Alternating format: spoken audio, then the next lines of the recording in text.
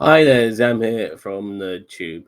So, Starfleet Academy has a teaser trailer. Despite all the craziness that's been going on with Paramount and CBS and all those joint companies with a potential buyout by Skydance, we still managed to get this teaser trailer. Now, I have seen it, but I'm only playing it bit by bit because I don't want these people, I almost swore there, to come down on us with a copyright strike. So forgive me for stopping and starting all the time, but there's a lot to chew through all of this. So let's give it a shot. And the first shot is the San Francisco Bridge, because when it comes to Star Trek, Starfleet on Earth, there's only one place on Earth it can be, and that is San Francisco.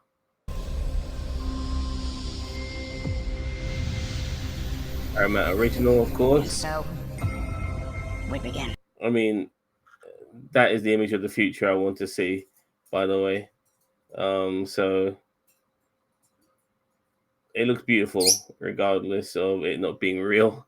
I wish it could be real one day. Port of San Francisco, love it. I'm Captain Nala Ake. A new Chancellor character, Starfleet Academy. Chancellor Starfleet Academy, The first Academy class to return to our campus in... and here's our young recruits. Yeah, go look at some of these people because I'm sure they'll be the main faces for this series to come. San Francisco. After more than 120 years. Look at these guys. Their outfits are slightly different to the grey ones. Are they Section 31? Or are they? Who knows? Maybe we'll find out eventually. By the way, watch this trailer in full because the music they use is brilliant. You know, it's got that sort of Dune sort of style about it. I love it. Years.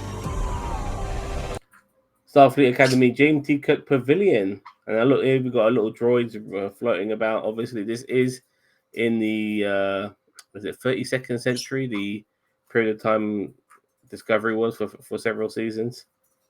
Some of you are here.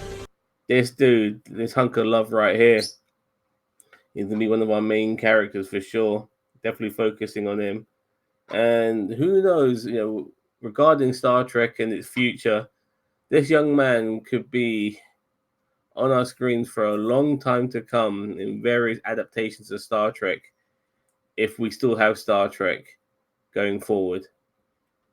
For your families. Some for yourselves. I like the way this guy was working out.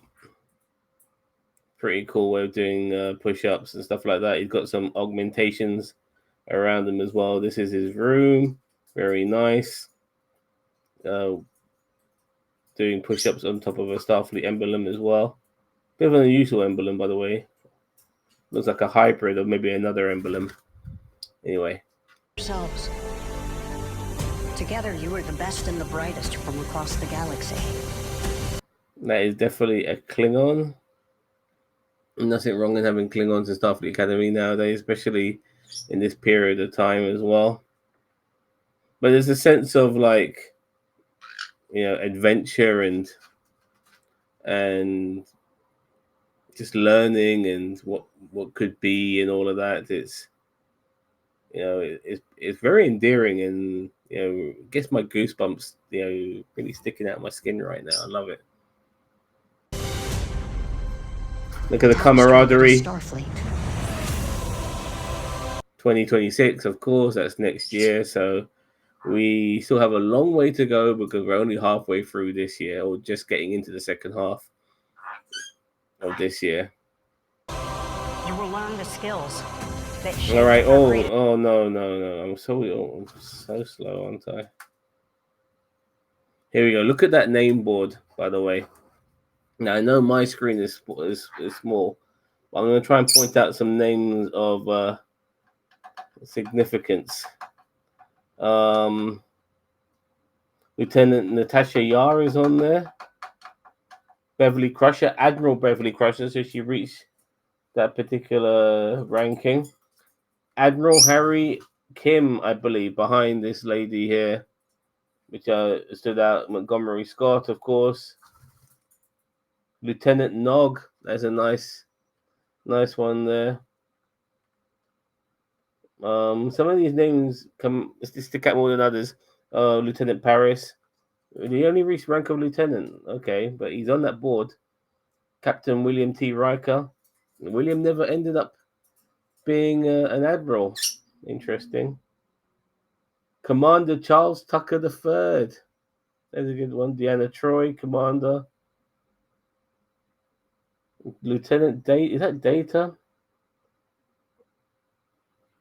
Was there another Data? Julian Bashir is there. Some real household names in there.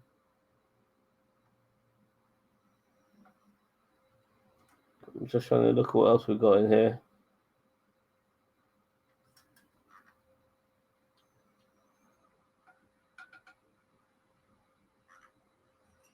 Samantha Wildman.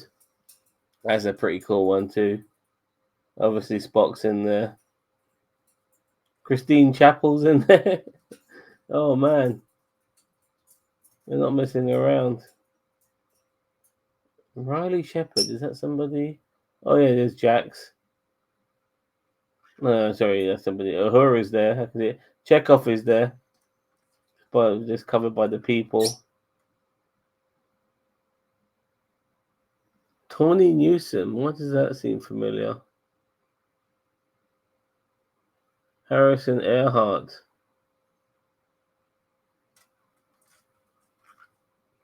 Yeah, there's a whole bunch of names in there from a whole bunch of television series which spans 60 years.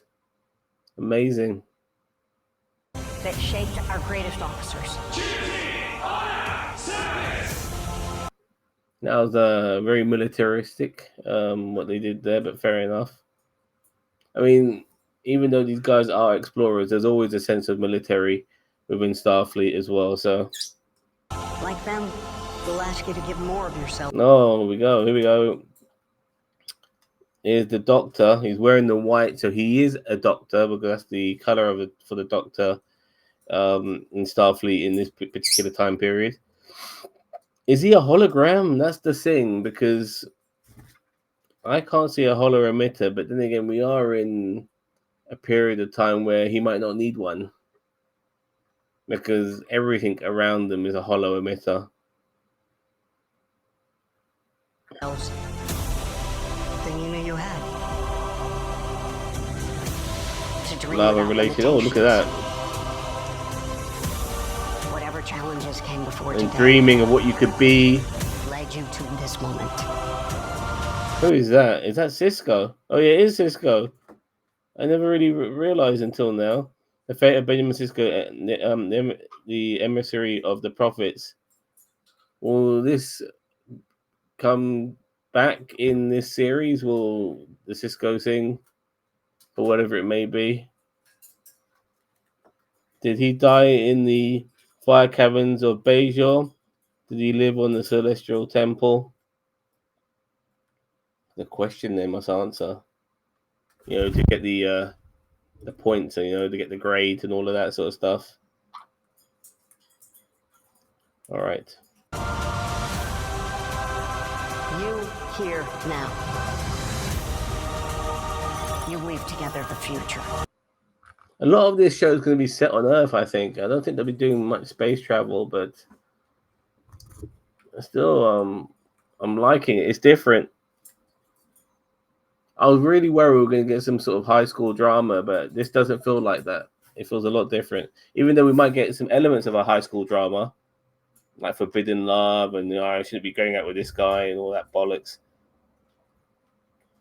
But like I said, these are young actors who could, if Star Trek is still successful and it still has a following with the next generation, no pun intended, of fans, these guys, they could be the faces of this franchise for decades to come. It's just it's amazing.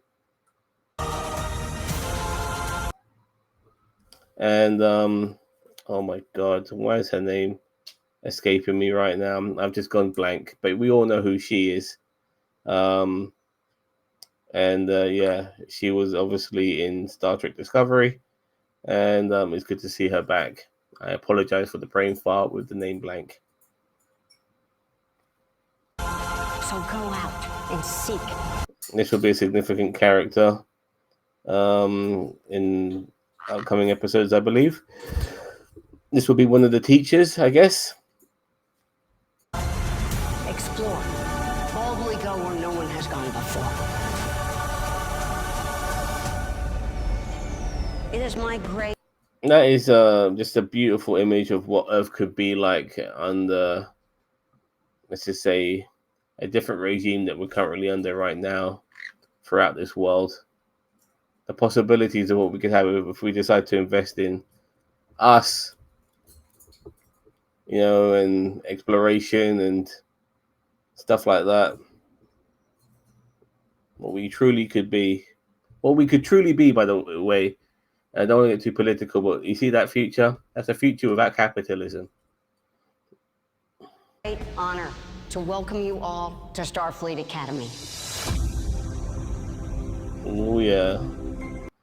No date set, but early 2026. So this could be anything between January and March, in my opinion, because anything after that is mid. So I'm very much looking forward to this.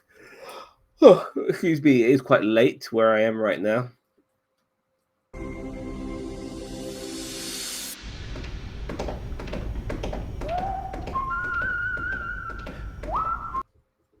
And my God, I get really angry with myself when certain actors' name start to escape my memory. That's because I'm getting old. Look, I'm losing hair.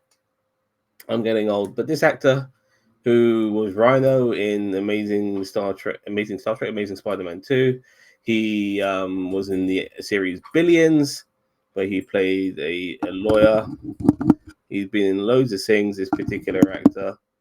And his name now totally escapes me because I did know his name before, but regardless, he's going to be one of the more interesting characters. I don't know what sort of species of alien he's playing. He's definitely not a human, but he's being flanked by a couple of humans and some beetle head behind him. And he's whistling the Star Trek theme as well. Your future now enrolling. If only I was young and I could enroll into Starfleet, I'd do it in a heartbeat. I was a poet and I didn't know it. Well, that is the trailer. That's my reaction to the trailer. A very quick one. It looks great. It really looks great. And it makes me feel young. It makes me want to look up into the stars and believe what we can imagine to believe in this universe. Maybe not, definitely not in our lifetime, but hopefully, if we do course correct, maybe there will be a universe like this, similar to this, for our great grandchildren down the line, where they can reach for the stars, literally. It's beautiful. This is everything that you feel and believe and love about Star Trek. The exploration, unearthing, seeing things, meeting people, diplomacy, just learning, educating yourself. Those are amazing things to have and to want to achieve. And I really hope this show delivers and all of that.